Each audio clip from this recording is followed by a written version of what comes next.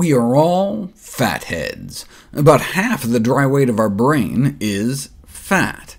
Lower levels of the long-chain omega-3 fat DHA in some areas of Alzheimer's brains got people thinking that maybe DHA was protective.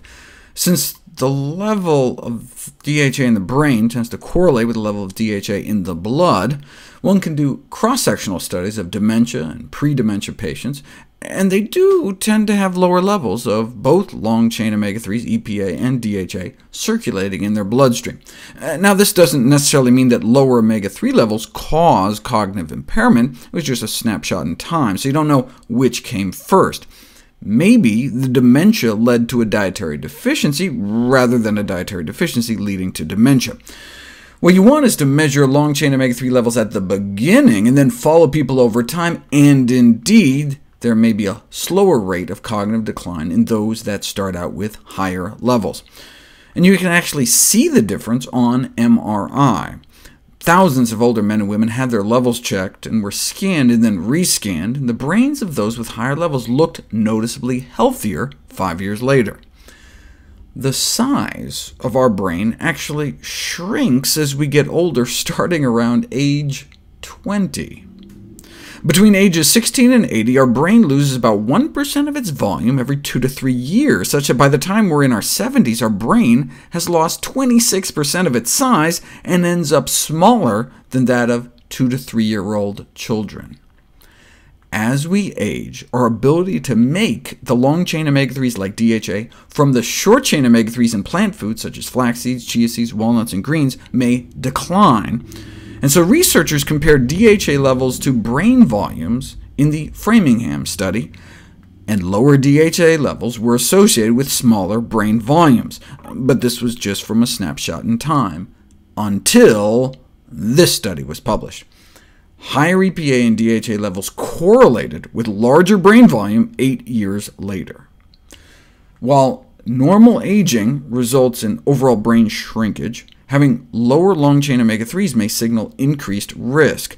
The only thing one would need now to prove cause and effect is a randomized controlled trial showing we can actually slow brain loss by giving people extra long-chain omega-3s, but the trials to date showed no cognitive benefits from supplementation until now. Double-blind, randomized interventional study providing evidence for the first time that extra long-chain omega-3s exert positive effects on brain functions in healthy older adults, a significant improvement in executive function after 6.5 months of supplementation, and significantly less brain shrinkage compared to placebo. This kind of gray matter shrinkage in the placebo might be considered just normal brain aging, but it was significantly slowed in the supplementation group. They also described changes in the white matter of the brain, increased fractional anisotropy, and decreases in mean and radial diffusivity, terms I've never heard of, but evidently they imply greater structural integrity. So, having sufficient long-chain omega-3s, EPA and DHA, may be important for preserving brain function and structure. So the next question becomes, what's sufficient, and how do you get there?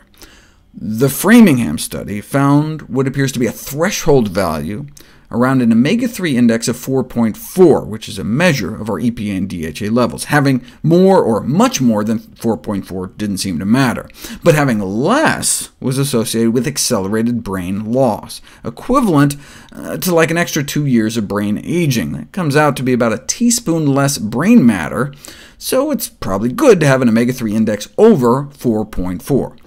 The problem is that people who don't eat fish may be under 4.4. Nearly 2/3 of vegans may fall below 4, suggesting a substantial number of vegans have an omega-3 status associated with accelerated brain aging. The average American just exceeds the threshold at about 4.5, though if you age and gender match for the vegans, ironically, the omnivores did just as bad. There's not a lot of long chains and Big Macs either.